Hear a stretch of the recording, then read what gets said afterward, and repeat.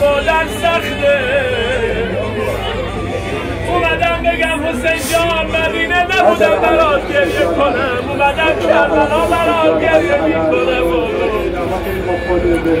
گفت بابا کسی به خانه ما سر نمیزنه، اینجا که مرده شد دگر پر نمیزند.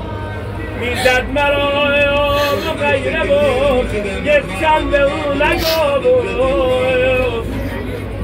آخر مادر کسی مقابل دختر نمیزند.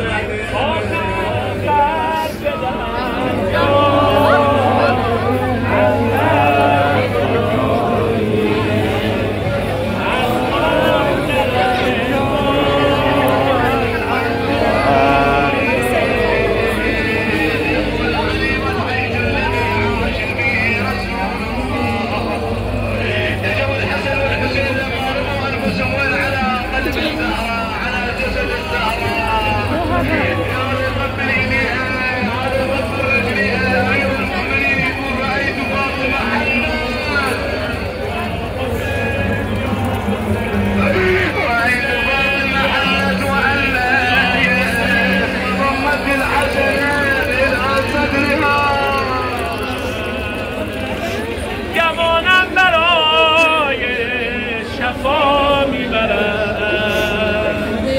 خدا مادرم را کجا میبرد. داغ مادر نبینی گمانم برای شفا میبرد.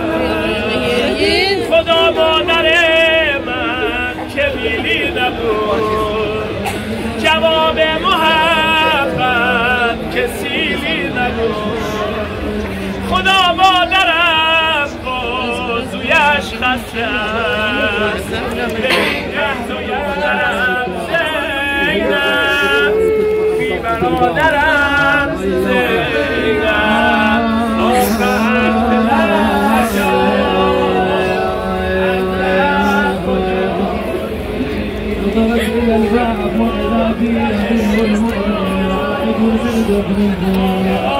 جدا